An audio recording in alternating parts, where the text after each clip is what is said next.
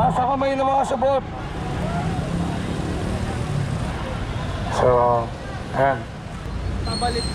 Hinihikayat namin ng mga tao na ibalik ang kanilang mga balat.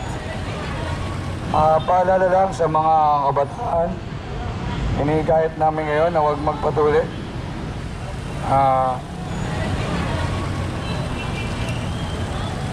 Yan mo siya, yan mo yung babae dyan. So, sa mga kababaihan, bigyan nyo kami ng chance na tanggapin at mahalin dahil sa aming pagkasupot. At naniniwala kami na mas nakakalalaki ang pagiging supot. Tama? Tama! Tama? Tama! Tama? Tama! Yan. Minamahal lang namin ang binigay sa amin ng Panginoong Diyos.